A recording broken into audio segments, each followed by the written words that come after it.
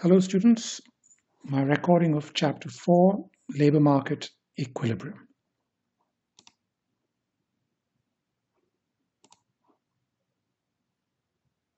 Right, so the idea of equilibrium, of course, is something that you're familiar with from both Econ 2301 and Econ 2302. And remember, the idea of equilibrium applies to a certain kind of market called a competitive market, right? So the fact that you have equilibrium where the market demand curve and the market supply curves intersect, well, this notion is particular to competitive markets. It does not apply to any other kind of market structure, right? For example, you may have learned in Econ 2302 that a monopolist does not even have a supply curve, right? So there's no question of a intersection between a demand curve and a supply curve if the supply curve doesn't exist, correct? So once again, the idea of labor market equilibrium applies to competitive labor markets, right? So the idea is quite simple again. We have equilibrium where the two curves intersect. You have the market demand curve and you have the market supply curve. And right there is where we have labor market equilibrium, and that yields us an equilibrium wage, W star, and an equilibrium level of employment, or an equilibrium quantity of labor, L star. Right now, L star is both the quantity demanded and the quantity supplied, correct? So in equilibrium, the quantity demanded of labor has to equal the quantity supplied of labor, right? So there is neither a shortage of labor nor a surplus of labor. All right, let's now talk about producer surplus and worker surplus, right? Now we learned in the chapter on labor demand that a firm's demand for labor is nothing but the value of the marginal product of labor curve, right? So what is the value of the marginal product of labor? It's the addition to the firm's revenue from hiring one more worker, or from hiring the marginal worker, right? So if you look at the diagram top left, this diagram here, right? And we see that for the very first worker, the value of the marginal product of labor is the height of the red rectangle, correct? But the height of the red rectangle is also the area of the red rectangle. That's because the width of the rectangle is 1, correct? So length times 1 would be the length itself, correct? So the red rectangle is essentially the value of the addition to the firm's total revenue from hiring the first worker. And what about the addition to the firm's revenue from hiring the second worker? Now that would be the height or the length of the yellow rectangle, but the length of the yellow rectangle is also the area of the yellow rectangle. Why? Because the width of the yellow rectangle is 1 unit, correct? So length equals area, right? So the area of the yellow rectangle then is the value of the marginal product of the second worker. This is the addition to the firm's total revenue from hiring the second worker. Similarly, the value of the marginal product of the third worker is the area of the green rectangle. So what is the total revenue generated by all three workers together? Now, wouldn't that be the area of the red rectangle plus the area of the yellow rectangle plus the area of the green rectangle, right? Now, you might approximate that by this entire shaded quadrilateral, this four-sided figure that you see here, correct? So this entire shaded area can be thought of as the total revenue to the firm from hiring 3 workers, right? Now, how much do you need to pay the 3 workers? Of course, the 3 workers are going to be paid this wage W1. You see, L1 here is 3 workers, and to induce, so the wage that the 3 workers have to be paid, of course, is W1, right? Correct. And so my point is that at wage W1, the firm will demand 3 workers, correct? Now the 3 workers produce for the firm a total revenue equal to this entire shaded area, this quadrilateral, correct? That's the total revenue generated by the 3 workers. But how much will the 3 workers have to be paid? Each worker is paid W1. There are 3 workers. So W1 times 3 would be the area of that rectangle, this rectangle here. Correct? So if we subtract the total revenue generated by the 3 workers, if you subtract the wage, rather, from the total revenue generated by 3 workers, you would end up with producer surplus, which is the area of the rectangle ABW1, right? Rather, triangle ABW1. So the area of the triangle ABW1 is the producer surplus. So once again, what is producer surplus? It's the total revenue generated by all the workers hired minus what the workers have to be paid, right? So you can think of this as a kind of profit, right? So once again, when 3 workers are hired, the total revenue generated is the entire quadrilateral ABL10, correct? What do the workers have to be paid? The area of the rectangle W1BL10. Correct? So what is producer surplus? The area of the triangle ABW1. Right? So that's producer surplus. Now for worker surplus. Right? So here we have a supply curve of labor, right? And how much of a wage will you have to pay the worker to induce him to work 1 hour, that is, give up an hour of leisure? Well, you have to pay him W1. So you can think of W1 being equal to the value of the leisure being given up. So W1 is equal to the value of the first hour of leisure given up or foregone, right? Now, similarly, what would W2 be? W2 would be the, what is W2 again? It's the wage that is needed to induce the worker to work a second hour, to give up a second hour of leisure, right? So the W2 exactly compensates the worker for giving up his second hour of leisure, right? So W2 then would be considered the value to the worker of the second hour of leisure given up, right? So what is the value of the total of the value of the leisure of 2 hours of leisure given up, right? So it would be the area of the red rectangle plus the area of the green rectangle. Those 2 areas together would be the value of 2 hours of leisure given up. The value to the worker of 2 hours of leisure given up, right? So you can approximate that with this shaded area here, the area under the supply curve. But it's not quite. You have these regions here, for instance, that triangle and this triangle, that they're part of the story too. But let's say we ignore them, and we can ignore them if we measure hours of labor continuously. In other words, if we measure units of work / units of leisure in tiny units, right? Instead of hours, let's say we measure it in seconds. And these triangles would be so small that we could ignore them, right? So what is this area of this quadrilateral indicate? The area of this quadrilateral here on the diagram the top right diagram, right? What is that again? That is the value of 2 hours of leisure. That's the value to the worker of 2 hours of leisure. Correct? All right, so now now let's consider the diagram below here. So once again, this is the value to the worker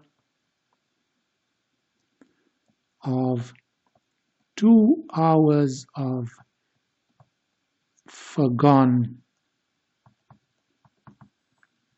leisure, right? So let's consider this diagram down here. Let's say this L1 is 2, right? And you need a wage of W0 to induce the work to work 2 hours, right? So what is the total wage received, the total wage received by workers? That would be W0 times 2.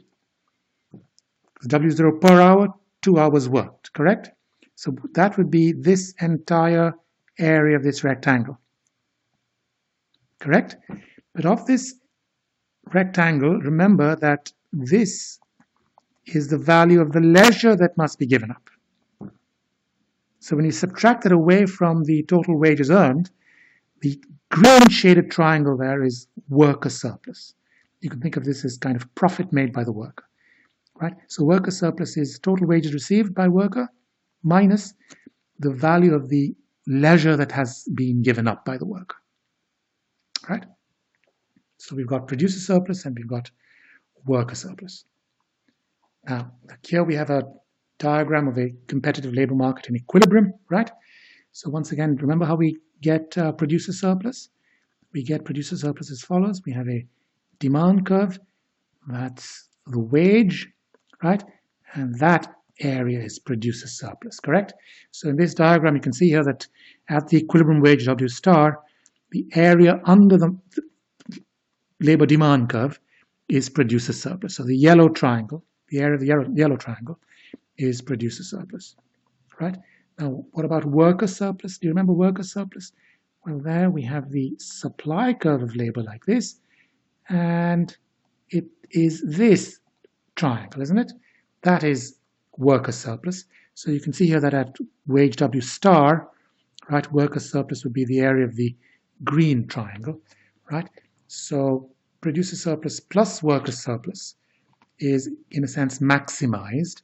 See, the sum of producer surplus and worker surplus is maximized in competitive equilibrium, right? Hence, it is said that a competitive equilibrium is allocatively efficient, right? So the sum of producer surplus and worker surplus is maximized. Now let's look at a situation of disequilibrium in the labor market. So let's say the wage is W1. It hasn't been allowed to reach the equilibrium value. Let's say W1 is a minimum wage, right? The wage may not fall below the minimum wage, as you know. So with that wage, what is the producer surplus? Again, it's the area under the labor demand curve, so it's the yellow triangle, right? Now, what about producer surplus? Well, producer surplus would be like this. What is the total wage received? W1 times L1. So the total wage received would be this area of this rectangle. Correct? That's the total wages received. Total wages received by workers. Right? Now, what is the value of the leisure that has been given up? The value of the leisure that has been given up, of course, is this area here. So when you subtract that area from the entire rectangle, you're left with the green quadrilateral, the green four-sided figure, right? So the green area is worker surplus. So the sum of producer and worker surplus is yellow area plus green area. But notice that this is smaller than what we had here. Here, the sum of the two was the entire triangle here that you can see here. The area of this entire triangle was producer plus worker surplus, right? But now you find that yellow plus green is a bit smaller than the entire triangle. This is the entire triangle, correct? It's smaller by how much? The gray triangle. And the gray triangle has a name. It's called dead weight loss. So the gray triangle is lost to society because of the minimum wage, right? Because W1 is the wage instead of the wage settling at its equilibrium value, W star, correct? So this is a welfare loss from disequilibrium. Right, now let's look at labor market equilibrium in two labor markets that are linked by migration. So this is the northern labor market, and this is the southern labor market, right? And the original equilibrium in the northern labor market is at point A, so the wage is Wn, and in the southern labor market, the equilibrium here is at this point, and so this is the southern wage, and you can see the southern wage is lower than the northern wage to begin with, correct? Now, the two markets are linked by migration, which means that labor will migrate from the low wage market to the high wage market, right? And this migration of labor from the south to the north is going to cause the supply curve of labor in the north to shift rightward like this, correct? It's going to shift rightward like that. And in the south, the supply curve of labor is going to shift leftward like this. All right? And this is going to continue until the wage is equalized across both markets. And so the new equilibrium in the north is at point B, and the wage is W star. And in the south as well, you're going to have the same wage W star. Correct? So this is how you have equilibrium arriving across two markets that are linked by migration. Now, what is the increase in the value of production in the north? Now that, remember, the value of total production, or the total revenue generated by labor, is the area under the demand curve, right? The demand curve is the value of the marginal product of labor. So in the north, you can see that the increase in the area under the demand curve is this blue area, right? So this is the increase in the revenue. And in the south, you have a loss of output because you have labor leaving the south. And so the loss of output will be the area under here, correct? And so we can see here that the increase in output in the north is bigger than the loss of output in the south, right? So overall, you have an increase in output. You have an increase in productive efficiency because of this migration between migration of labor between the two labor markets, right? So once again, you must remember that the increase in output, or the value of output, is the area under the demand curves, the area under the value of the marginal product of labor curve, right?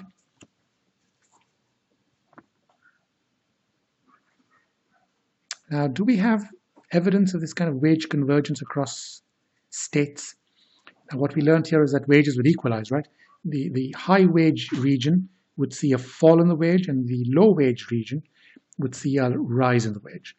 Correct? That's what's coming out of this theory. But is that borne out in actual fact? And here we have a scatter diagram where each dot in the scatter diagram represents a certain US state. And you can see here that in states that had a high manufacturing wage in 1950, right? Consider a state like Oregon. Oregon had a very high manufacturing wage in 1950, right? And if you look at annual wage growth since 1950, we find that Oregon has a very low wage growth, right? On the other hand, states like Mississippi, which had a low manufacturing wage in 1950, well, such states saw a high annual rate of wage growth. So essentially, this is supportive of the idea that in high wage areas, wages would drop, and in low wage areas, wages would rise. But it's not quite that. What this is saying is that in high wage areas, there was slower wage growth. Wages didn't fall, but they grew more slowly. And in low wage areas, wage growth was faster. Right? It didn't rise, but it rose faster, right? And in high wage areas, it didn't fall, it rose, all right, but rose more slowly, right? So this is in a sense supportive of what we've just learned in the previous slide, right? Payroll taxes and subsidies, right? So let's quickly jump to the diagram that will make things clear. So what is the payroll tax? Payroll tax is basically the government coming in and telling the firm that the firm has to pay the government $1, let's say, for every worker hired, right? So what is the effect of this payroll tax assessed on firms? Well, of course, what this is going to do is it's going to cause firms' labor demand curve to shift downward. And let me explain. So let's say this is the demand curve of firms, right? And firms would hire, let's say, 3 workers at a wage of, I'm just making this up, at a wage of, let's say, $10, right? So the firms would be willing to hire 3 workers at a wage per worker of $10. But now if the firms have to pay the government $1 per worker hired, now firms would be willing to hire 3 workers at a lower wage of $9 because it also has to pay the government the $1, right? And this would then raise the the effective wage paid by workers, paid by firms, to $10. If you count the $9 wage paid workers plus the $1 tax that the government levies, right? So essentially, this point here, which was the old quantity of labor demanded, comma wage combination, it falls vertically downward by $1. So you essentially have a new labor demand curve, which is $1 below, vertically below the old labor demand curve, right? So essentially, the payroll tax assessed on firms causes the labor demand curve to shift vertically downward by $1, right? So this is the original demand curve. The new demand curve is D1, where this vertical distance is the payroll tax of $1, right? So if A was the old equilibrium, B is going to be the new equilibrium. So this is going to be W1 is going to be the new equilibrium wage, right? So this is the wage that workers are now paid. Workers used to be paid W0, remember? So workers are being paid less now. And so the difference, W0 minus W1, is the worker's burden of the tax. Correct? So W1 is the wage paid workers, but remember that firms have to pay more than W1. They have to pay W1 plus the payroll tax. So W1 plus 1 is what firms end up actually paying, right? Now W1 plus 1 is of course bigger than W0, which was what firms were originally paying before this payroll tax came along. So the difference between W1 plus 1 and W0, this difference here is firms' burden of the tax, right? What is the effect on employment? You can see here that employment falls from E0 to E1. So the payroll tax reduces employment, right? It causes firms to pay a higher wage, W1 plus 1, than they used to pay. What did they used to pay? They used to pay W0, right? So there is a burden of the tax on firms. Now, what about workers? Is there a burden on workers? Yes, because workers used to receive W0, but now they're receiving W1, which is less than W0, right? Now, what about if the payroll tax were assessed on workers, not firms? What if the worker had to pay $1 to the government, right? Now, in this case, let's consider the workers' supply curve, right? So let's say that workers were willing to supply 3 hours of labor, or let's say 3 workers were willing to work at a wage of, let's say, $10, correct? But now the government comes along and takes away $1 from each worker as a payroll tax. So this means that the 3 workers will now be willing to work at a wage of $11 because the government's going to take away the dollar, leaving them with the old $10. Remember, they need to take home $10 in order to be induced to work, these 3 workers. So essentially then this point on the labor supply curve rises vertically by $1 to this point.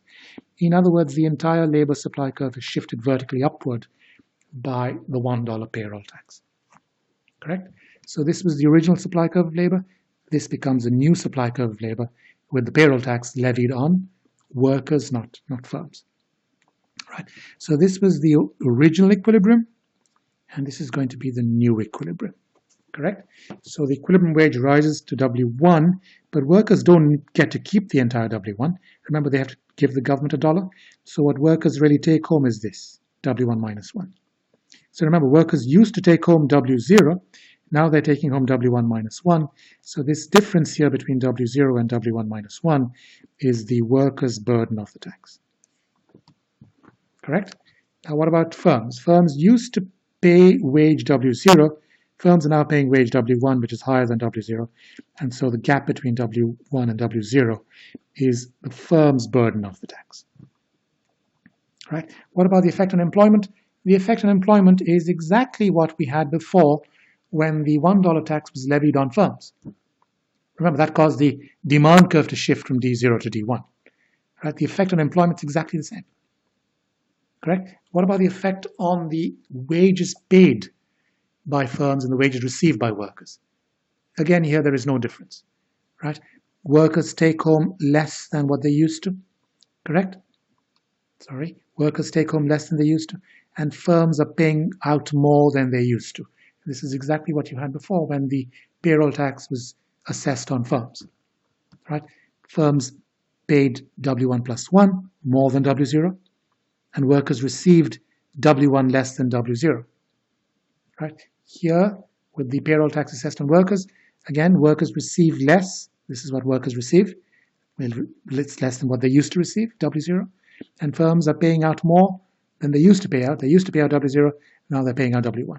So essentially, the message here is it makes no difference who the government levies the payroll tax on, firms or workers. The effect on employment is the same, and the effect on wages paid by firms and wages received by workers is the same also.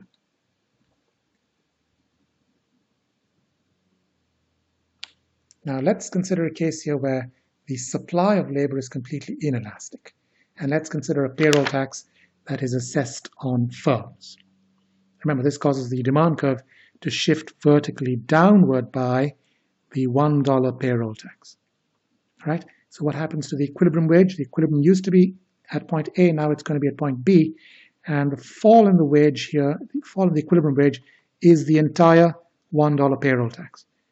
Right? So you can see that the worker's burden of the tax is the full $1.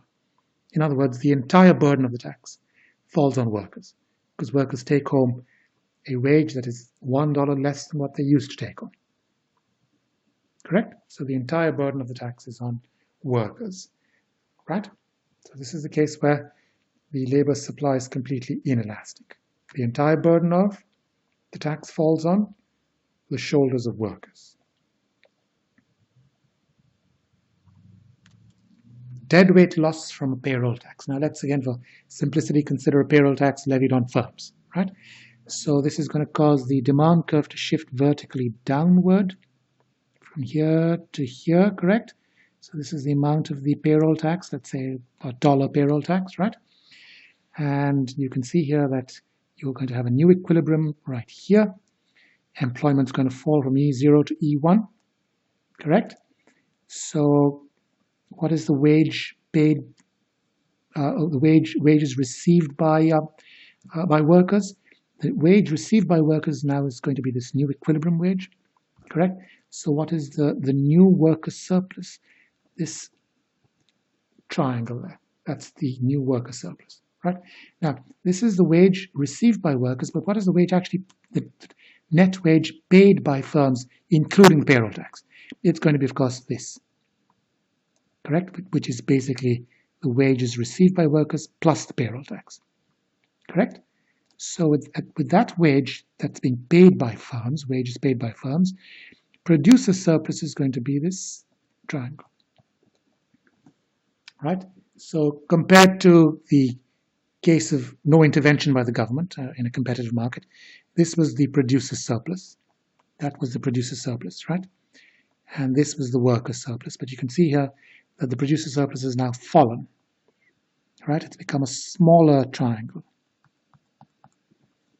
Right? What about the worker surplus? The worker surplus has become smaller also. Right? Now, what does this triangle labeled T indicate? Well, that is the tax revenue generated by the payroll tax, right? Because the tax itself is that's the tax multiplied by the number of workers hired, correct? So that's tax revenue, right? And that again is received by the government. So that's part of total social welfare. So you can see here the total social welfare is going to be producer surplus plus worker surplus plus tax revenue generated by the payroll tax. And you can see that this sum is smaller than the sum of the gray and the blue triangles in the diagram to the left, which is total social welfare without government intervention. Smaller by how much? This blue triangle here, which is deadweight loss. Right? So what we learn here is that a payroll tax reduces total societal welfare consisting of worker surplus and producer surplus. A payroll tax is, in other words, inefficient. What about a payroll subsidy? So this is a case where instead of firms taking a dollar away from firms for every worker hired, the government comes along and pays firms $1 for every worker hired. Right? So what is the effect of this going to be on the labor demand curve of firms? Now we know that a payroll tax causes the demand curve to shift vertically downward by the amount of the tax. What would a subsidy do? A subsidy is like a negative tax. So what that would do, it would cause the demand curve of labor to shift vertically upward by the amount of the subsidy. Let me explain. So let's say that to hire 10 workers, the firm would be willing to pay each worker a wage of, let's say, $5. Correct? But now the government comes along with a $1 subsidy. So now firms would be willing to pay a wage of $6 to hire 10 workers because firms know that the government's going to make up the difference. The government's going to give them $1 so that in effect they would be paying the old $5. Correct? So the entire demand curve of labor shifts vertically upward by the amount of the subsidy. So that's what's being shown here. This is the original labor demand curve, and this is the labor demand curve with the subsidy, and the vertical distance between the two labor demand curves, that vertical distance is the $1 subsidy. Right? So what is going to happen? This was the original equilibrium. So this was the original equilibrium wage. This is going to be the new equilibrium. And so we'd have a higher equilibrium wage. Right?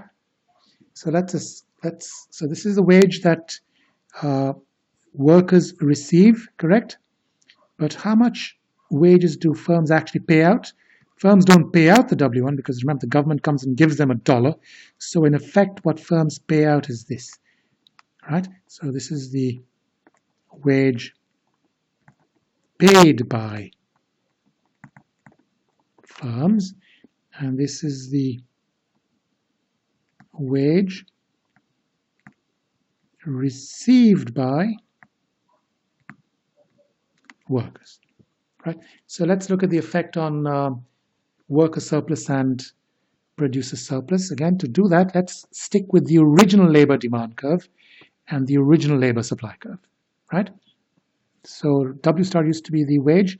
Now the wage paid by firms falls to W1 minus 1, correct? We have this fall in the wage.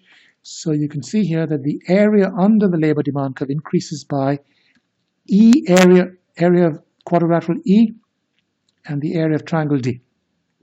Right? So E plus D is the change in producer surplus.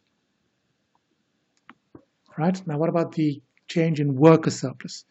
Well, now the workers used to be paid W star, now they're being paid W1, correct? Right? Remember, we're working off the labor supply curve. So you can see here that the increase in worker surplus is going to be the area A plus the area B. So A plus B is the change in worker surplus. Right? So the total change in welfare is equal to A plus B plus E plus D, correct? Right? That's the total increase in worker surplus plus producer surplus, right? But remember, the subsidy costs the government money, right? And what is the cost of the subsidy? The cost of the subsidy is going to be the $1 subsidy multiplied by the number of workers, the amount of employment. So the cost of the subsidy is this entire rectangle, right? It's basically the subsidy itself, which is that width times the employment, the number of workers hired, which is that, right? So what is the total change in welfare? It's going to be E plus D plus A plus B minus, in brackets, the area of the rectangle, the cost of the subsidy, which is A plus B plus C plus D plus E. And when you do the subtraction, you will find that you would have a minus C, which is the change in social welfare. And that is, of course, this area here, this triangle here. So that is the dead weight loss. So total social welfare actually decreases by that area C. Right? So once again, E plus D plus A plus B, that's the increase in worker surplus plus the increase in producer surplus. But from that, you need to subtract the cost to the government of the subsidy. And the cost of the government of the subsidy is the subsidy itself multiplied by the number of workers upon whom the subsidy is assessed, right? And that's the entire rectangle A, B, C, D, E, right? So when you do that subtraction, you find that your answer is actually a negative C. So there is a decrease in total social welfare equal to the area of triangle C. Right. So the message here is that either a payroll tax or a subsidy reduces total social welfare. There is deadweight loss associated with both payroll tax and payroll subsidy. Now here we have the case where the government, instead of charging firms a payroll tax, now remember, what does the government do with the taxes it collects? It basically does some good by providing, people with some facilities of some kind. Right? Tax revenues are used to build highways or provide education, etc. Right? So some good is done with these taxes. But what if the government decides that instead of charging firms a tax and using the tax to do some good, why not have the firms do some good directly to their workers? So this is what's called a mandated benefit. Right? So what the government does is it tells firms to provide, let's say, free healthcare to the workers. Right? And let's say that the cost per worker of this benefit is C dollars. Right? So C dollars is the cost of providing each worker with free healthcare. So it's almost as if the government is levying a payroll tax of C dollars on firms. Right? Now remember, what does a payroll tax of $1 do? It causes the entire demand curve of labor to shift vertically downward by $1. Now here, instead of $1, we have C dollars. Well, the story is the same. The demand curve of labor is going to shift vertically downward by C dollars. So this is the original demand curve, and this is the new demand curve, and the vertical distance between them is the C dollars, which is the cost of providing workers with free healthcare. The government mandates that firms provide workers with healthcare. Right? So that's going to shift the demand curve vertically downward. Correct? So, well, now here's another little issue, and that is the healthcare that's provided to workers is going to be valued by them. It's a good thing, healthcare, isn't it? Workers value healthcare. And how much value will they put? Now, let's say that workers value the healthcare to the tune of B dollars. So it's like as if workers have received an extra B dollars in their paychecks. This is how workers view the benefit. Right? So because they think it's an extra B dollars in their paychecks, what is going to be the effect on their behavior? Well, it's going to cause the supply curve of labor to shift vertically downward. Let me explain. So this is the supply curve of labor, and let's say two workers were willing to work at a wage of $10, right? But now the free healthcare is like an additional B dollars, right? So firms, the same two workers would be willing to now work for how much? For $10 minus B dollars, correct? $10 minus B dollars. Why is that? They'd be willing to work for that wage. Why? Because the B dollars is going to be added to this, raising their effective wage to $10. Correct? So the effect of the benefit then is to cause the supply curve to shift vertically downward by how much? Shift the curve vertically downward by B dollars. And what is B dollars again? It's the value that workers assign the benefit in dollars. So it's as if workers have received an extra B dollars in their paychecks. Right? So the supply curve that you see here shifts vertically downward by this vertical distance of B dollars. So if P was the old equilibrium, we're going to have a new equilibrium here, R. Right? And so the wage, the cash wage is good. The new equilibrium cash wage is going to be W double star. The old equilibrium was W star. But remember, workers also get the benefit. So in effect, workers are receiving a wage of this W double star plus the benefit. So this is the wage that in effect workers are receiving if you count the value of the benefit, the value of the healthcare. So this is what workers are receiving in the end, right? And how much are firms actually paying? Well, this is the cash wage the firms are paying, but remember, they also have to pay C dollars to provide the healthcare per worker. So it's going to be W double star plus C, which is here, right? So this is what is paid out by firms, right? And this is what is received by workers, right? So what is the effect on employment? Employment used to be L star, now it's going to be a little smaller. So if the government mandates a benefit, there is going to be a reduction in equilibrium employment, right? But one thing that you will notice here is that this situation is a bit different from the payroll tax. Now, if a C dollar payroll tax were assessed, then you'd have the demand curve shifting downward the way it's drawn here, right? But remember that the payroll tax is not something that's valued by workers, so the workers' supply curve would remain S. It wouldn't shift vertically down, so the equilibrium would have been here at point Q instead of point R, correct? So what that would do is that would lead to the wages received by workers to be less than what they are now receiving. What they're now receiving is W double star plus B when you count the value of the benefit. But if it was a pure payroll tax, workers would take home less, and firms would pay out more. Firms would have to pay out that, which is basically this wage here plus C, which is the payroll tax. So the point here is that if instead of mandating the firms provide workers with this benefit which costs C dollars per worker, if instead of doing that, the government simply charged C dollars payroll tax, you'd have a different outcome. And that outcome would be worse for both firms and workers. It would be worse for workers because workers would now receive this wage, right?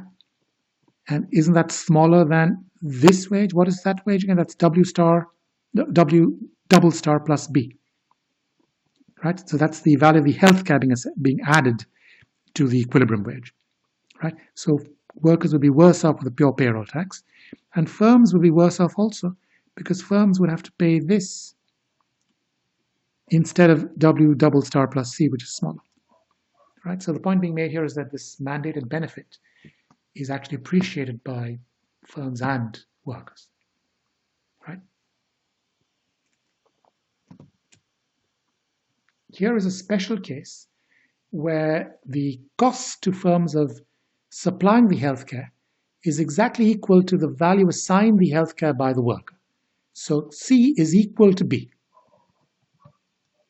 right? So what does the cost of supplying the healthcare do? It causes the demand curve to shift vertically downward by that much. So this is the new demand curve, right?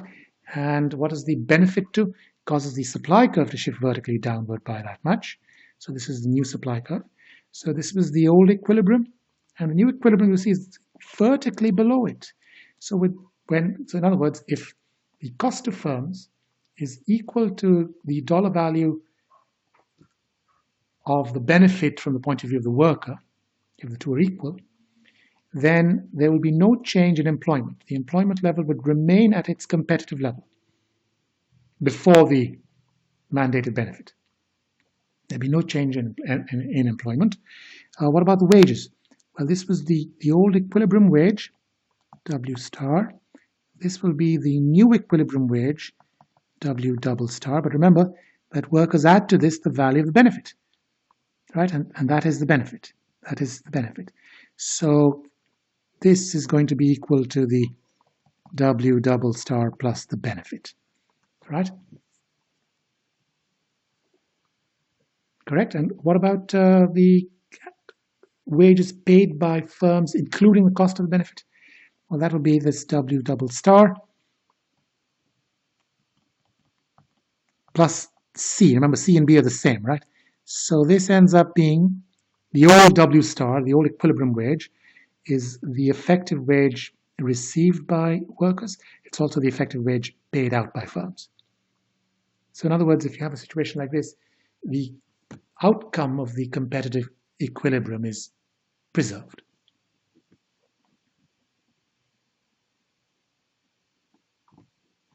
The labor market impact of immigration. First, let's consider the short-run case, right? And let's say foreign and native labor are perfect substitutes, right? So what this does then is the supply curve of labor is going to shift rightwards, and you will see a fall in the wage.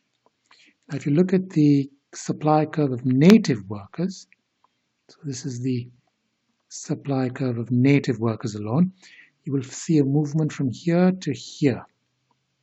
At the low wage, essentially, fewer native workers will be willing to work. So the decrease in native employment would be this, N0 to N1, correct? But of course, total employment would go up because this difference from here, N1 to E1, would be immigrant labor, right? So we see here that the total wages received by native workers falls. It falls to W1 times N1, this rectangle essentially. This becomes the wages received by native workers. And what was the wages received by native workers before? It used to be this whole rectangle. So in a sense, that is lost to native workers.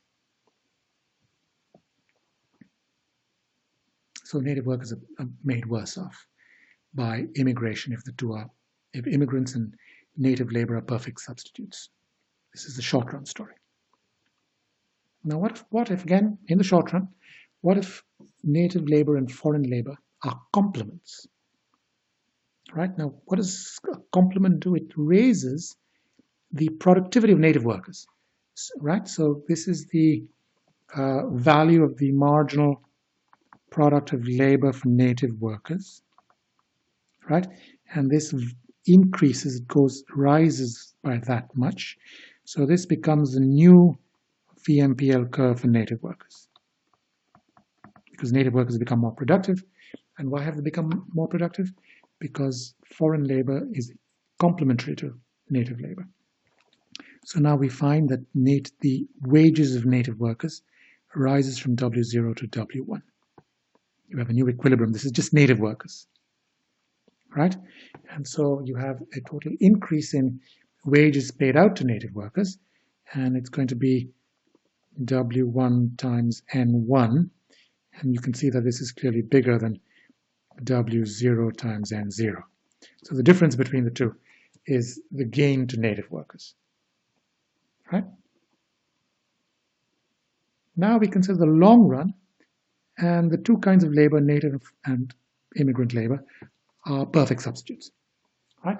So what happens in the short run? But we've seen that. In the short run, the supply curve shifts to the right. We go from this equilibrium to this one, right? The wages drop, and we've learned that actually hurts native workers, correct? But the long run story is sort of more, more optimistic, because the argument here is that with lower wages, firms, domestic firms, native firms, start to make more profit. And what do they do with the extra profit? Some of it is plowed into buying machinery, right? So the amount of capital goes up. And if each worker has more machinery to work with, each worker becomes more productive. So the entire VMPL curve shifts vertically upward, and that's because of the increase in physical capital. Now, once again, what's the reason for the increase in physical capital? The fact that lower wages cause firms to enjoy higher profits, some of which is used to buy machinery with, right? So we have an increase in the long run in the demand for native labor, right? So native and immigrant labor, right? So there'll be an increase in demand, and so in the end we'd end up with the wage rising back up from W0, from W1 to W0, right? So wages rise back up, and essentially the native workers, they once again start to receive W0 times N0. Remember, for a while it had dropped to this, correct? Let's call this N1. For a while it had dropped to W1 times N1 in the short run, but it goes back up to W0 times N0, right? So the situation of native workers improves, goes back up to what it used to be. This is a long run story, right? So the long run story involves firms investing in physical capital, which then increases the productivity of labor, causes the VMPL curve to shift vertically upward, meaning the demand curve for labor to shift upward/rightwards. And this brings the equilibrium wage back up to its old level of W0.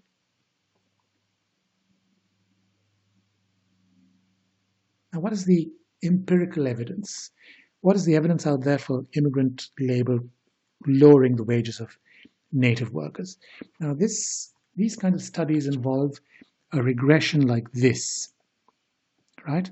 And what is this regression?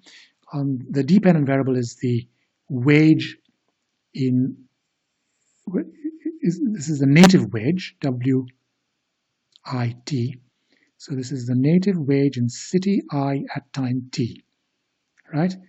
And we're regressing this against PIT, and that is the measure of immigrants in city I at time t, right? So in other words, if this goes up, if this PI goes up, do we expect to see WI go down, right? In other words, is beta a negative number?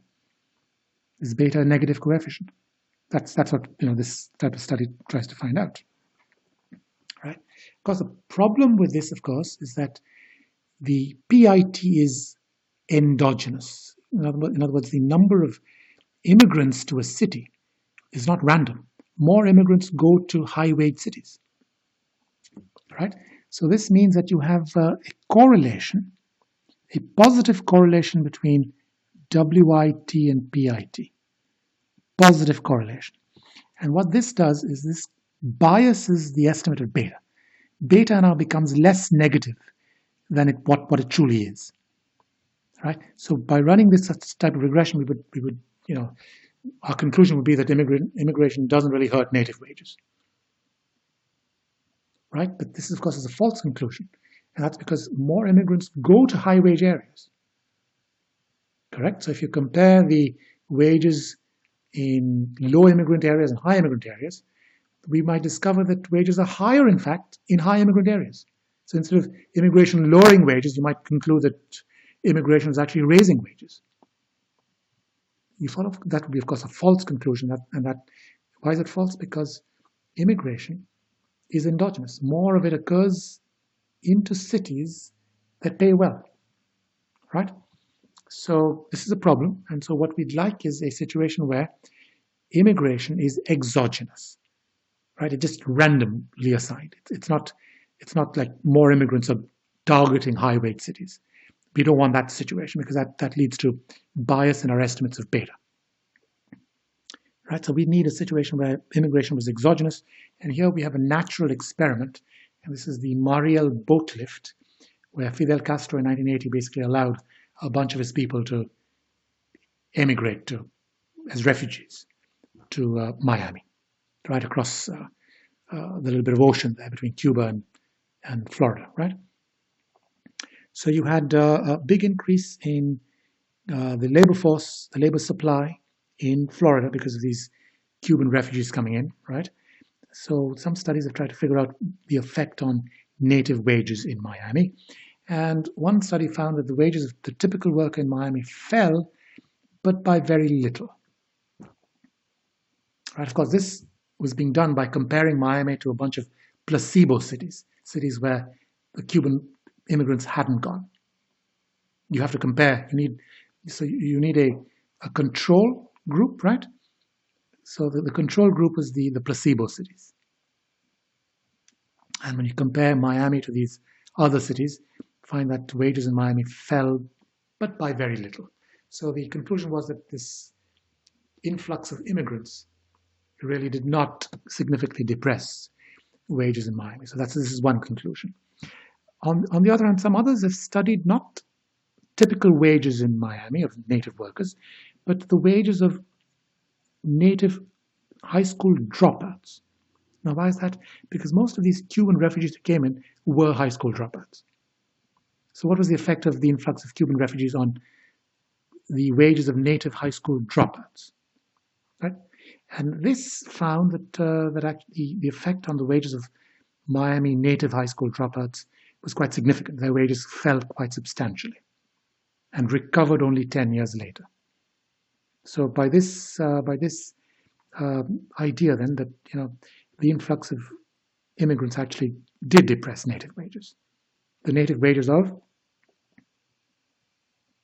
native Miami high school dropouts, because that is the group that will be competing directly with the Cuban refugees.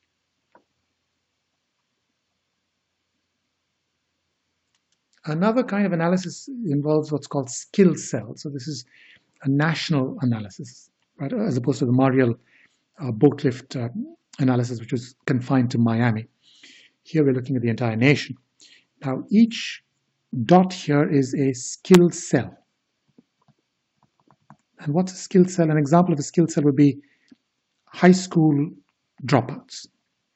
Another skill cell might be high school graduates, etc., etc. Right? So these are all skill groups. So what is shown here? It's shown here that in skill groups where there was a large influx of immigrants, right? So a group like that, where you have a large influx of immigrants into that skill group, you find that the growth in wages of that skill group was quite low. Right? So let's compare that skill group to, say, this group here. So this group saw a small change, in fact, a negative change. So this is a group where the proportion of immigrants actually declined, right? And we find that the annual growth of weekly wages was higher, right? So this negatively sloped line here, regression line, tells us that in skill groups in which the share of immigrants was higher, the decadal change in immigrant share was higher. So more immigrants came into that skill group. That was a skill group where wages grew more slowly, right? So there is some evidence then that immigration hurts natives. Hurts how? By causing the natives' wages to grow more slowly.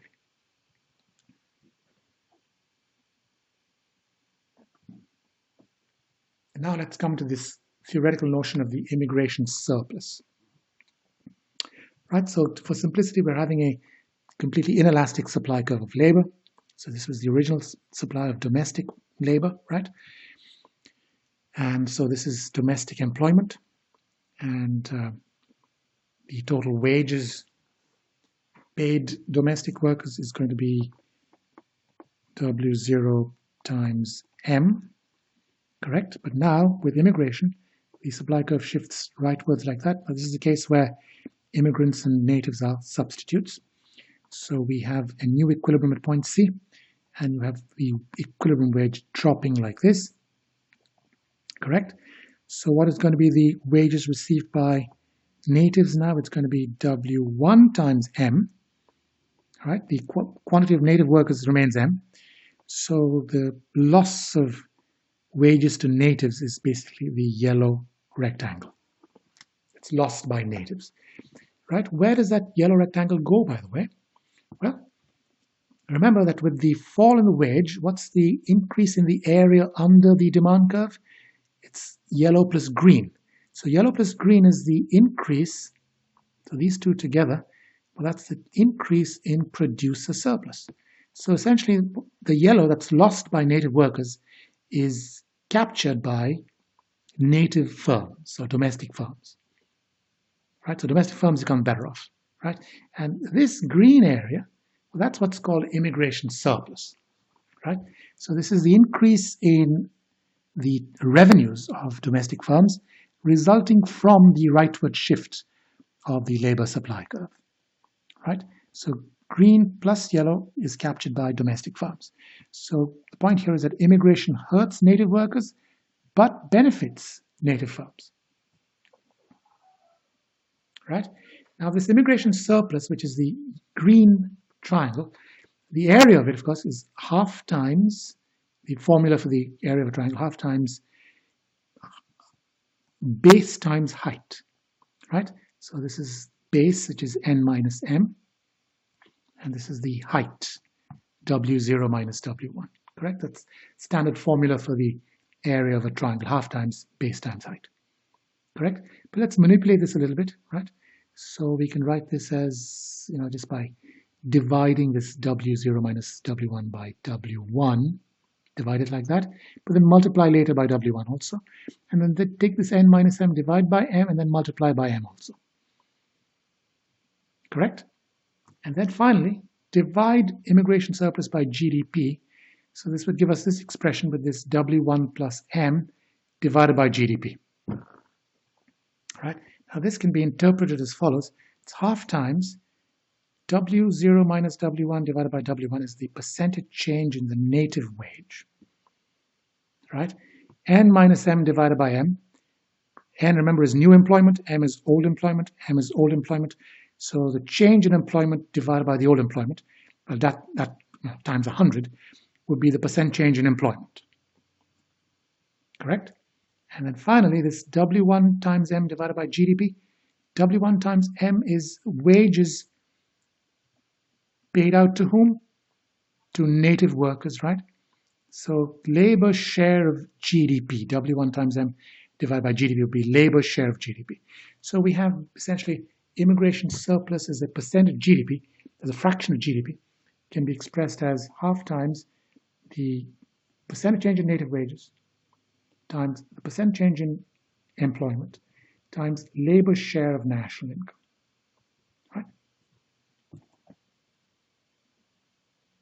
Now let's consider the case of high-skill immigration. Right? Well, high-skill immigration can raise the value of the marginal product of native workers due to what are called human capital externalities. Right? So let's say we have a bunch of highly qualified professors from Nazi Germany, right? And Jewish professors, and let's say they all migrate to the US, which by the way happened in the late 30s and 40s. So you have all these professors, Jewish professors from Germany coming into America. And what they do, of course, is they train a bunch of American college students, right? And so what that does is it causes the VMPL curve of native workers to shift vertically upward. Native workers become more productive because of these human capital externalities, because of the fact that these Jewish professors have imparted their knowledge to American students. Right? So you have this shift. So this is the supply curve of native workers. So we can see here that because of this upward shift of the demand curve, this yellow area is the increase in production due to native labor. Right? Now, next consider the rightward shift of the supply curve because of the immigrants coming in. And what's the increase in the output due to the immigrant labor? It's going to be the green area plus the gray area, the area under the new demand curve, correct? But green plus gray. But the gray has to be paid to the immigrants, leaving the green as a surplus captured by domestic firms, right? So what then is the total gain to the nation because of this high-skill immigration?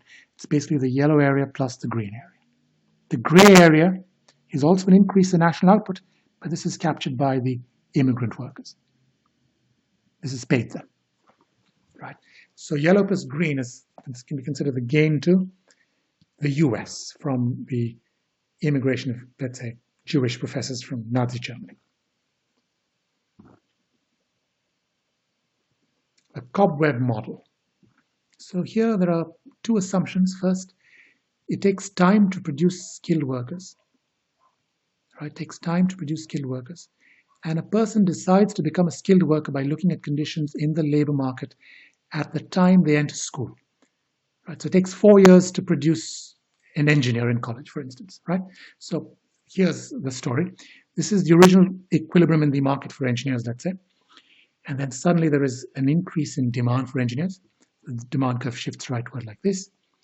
And remember that the supply of engineers in the short run is fixed at E0. So an increase in the demand for engineers would cause the wage to immediately rise from here to here. So you can think of the short run supply curve as being completely vertical. So the wage immediately rises to W1. Now consider a new student entering college and he's deciding on his major.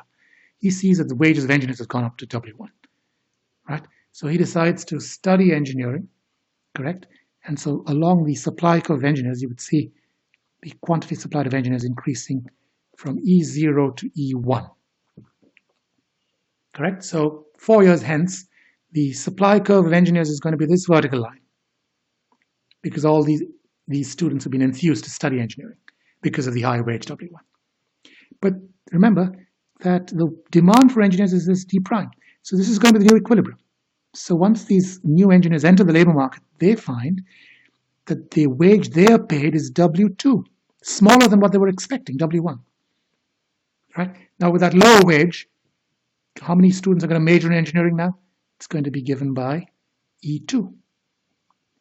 E2 students are going to major in engineering. 4 years hence, the supply of engineers is going to be this vertical curve, correct? And so the equilibrium will be there. The wage 4 years hence will rise to W3, etc. So you see what's happening here, right? The original wage was W0. It rose to W1, fell to W2, rose to W3, etc. So you see there's an up and down going on. Wages go up, down, and then finally, in a sense, converge to the new equilibrium, which is W star, right? So it was here, it rose there, it kind of like that, and then reaches a new equilibrium. This is what a cobweb model predicts, right? Now let's quickly look at non-competitive labor markets, and we're going to look at the special instance of monopsony. Who's a monopsonist? A single buyer. So you have basically one firm employing all the workers in the area, right? Let's say it's Walmart. Walmart is this one, employer in the local labor market, right? So let's consider two cases: one where the monopsonist is perfectly price discriminating, and in the other case, the monopsonist is non-discriminating, right? Okay, so let's consider the case of the perfectly price discriminating monopsonist. So remember, this is the supply curve of labor that the monopsonist faces. So to hire 10 workers, the monopsonist has to pay W10. To hire an 11th worker, to induce an 11th worker to work, the monopsonist has to pay a higher wage, W11. But this W11 only applies to the 11th worker, just as the W10 applies just to the 10th worker, right? To induce a 12th worker to work, a wage of W12 will have to be offered, but just to the 12th worker. So in other words, each worker is paid exactly his reservation wage, right? So this would make this supply curve nothing but the marginal factor cost curve. What is marginal factor cost? It's the addition to the firm's cost of hiring one more worker, right? And so this curve here, which gives us the wage that would be needed to hire the marginal worker, that supply curve is nothing but the firm's marginal factor cost curve. All right? So where are profits maximized? The firm will continue hiring workers as long as the value of the marginal product of labor is greater than the marginal cost, the marginal factor cost, right? So a 13th worker will be hired. Why is that? Because the 13th worker costs so much, but fetches the firm so much in additional revenue.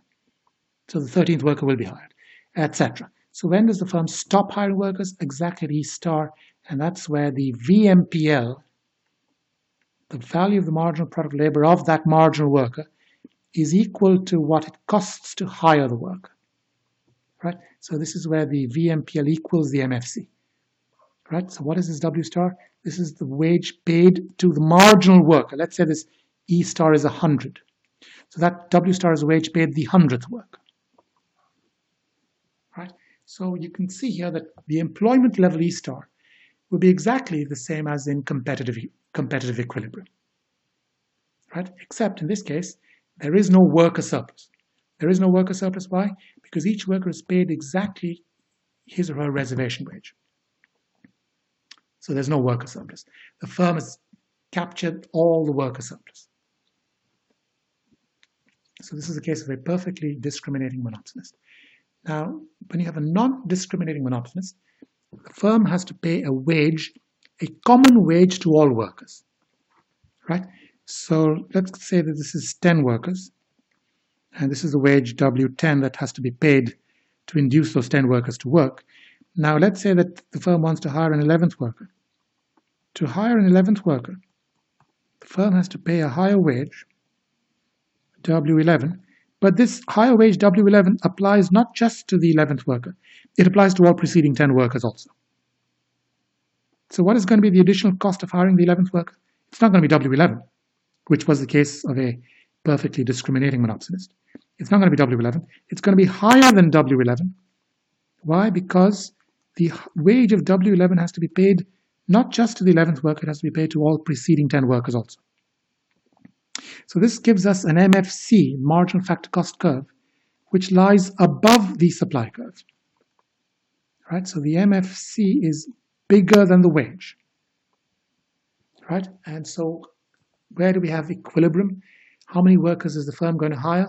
Where MFC is equal to the value of the marginal product of labor. Correct? And that happens right here at point A.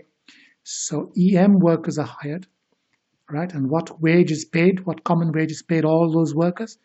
It's going to be given by the supply curve. So this wage is going to be paid. WM is the wage paid. EM is the employment. And you can see that both are smaller than what would have happened in competitive equilibrium. In competitive equilibrium, the wage would have been W star and employment would have been E star. Right? So with a non-discriminating monopsonist, you have less employment and a lower wage as compared to perfect competition. The last slide here looks at a case where you have a minimum wage in a market where you have a non-discriminating monopsonist. Right? So this is the minimum wage. So what the minimum wage does, it means that the firm can hire as many workers as it wants at that wage, until, of course, you hit the supply curve, right? If you want to hire more workers than E over bar, now the firm has to pay a higher wage along the supply curve. So the marginal factor cost curve has this peculiar shape. It's completely horizontal like this. So in this range, to hire an additional worker is simply going to cost the minimum wage, right?